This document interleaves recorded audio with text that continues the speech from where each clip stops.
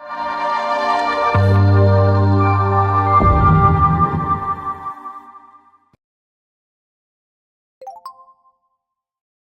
terkait IHSG menguat 5,22% sepanjang perdagangan sebulan terakhir. Bagaimana melihat tren ini? Tadi juga saya sudah sampaikan, Mas Andi dari Detikcom, bahwa memang kalau kita melihat trennya ini adalah ada perbaikan. Juga kalau kita melihat fundraising, ini berita sangat baik ya di tengah dinamika yang terjadi saat ini. Itu fundraising di pasar modal Indonesia lebih dari 113 triliun rupiah. Ini tentunya juga berita baik, dan kami juga melihat ada IPO dan lain-lain in the pipeline, dan juga beberapa lainnya juga kita melihat. Jadi confidence terhadap market Indonesia juga baik begitu ya. Kemudian yang berikutnya kita juga melihat selain itu tren peningkatan jumlah investor di pasar modal Indonesia ini juga tentunya juga harus dilihat sebagai sesuatu yang sangat positif ya. Tahun lalu sekitar 20 juta, ini belum 1 tahun udah meningkat hampir 10 juta. Jadi sudah hampir 30 juta SID di pasar modal Indonesia. Itu juga berita sangat baik. Tadi AUM juga aset under management juga meningkat, dan ini juga sangat baik ya.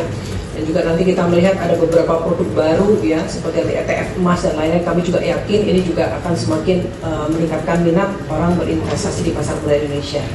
Hal lain yang bisa saya update rekan-rekan media, bahwa terkait dengan reformasi integritas di pasar modal Indonesia, teman-teman media terima kasih sudah mendampingi kami juga dalam reformasi integritas yang dilakukan oleh OJK bersama dengan stakeholder lainnya ya. Terima kasih dan memberi masukan dan lain-lain. Dan kalau kita lihat sebetulnya yang beberapa kami sampaikan di awal Januari itu semua sudah kita deliver ya. Walaupun memang ada yang stages seperti untuk peningkatan free float itu memang bertahap, yang dari awal memang kita sampaikan akan bertahap. Kemudian untuk keterbukaan juga yang untuk investor di atas 1% sudah kita buka ya. Kemudian ultimate beneficial owner di atas 10% juga sudah kami sampaikan. Dan juga informasi lebih detail, lebih granular terkait tipe investor juga sudah kita sampaikan dari 9 sampai 39 klasifikasi menjadi 39 klasifikasi. Ini rasanya juga sangat terbuka.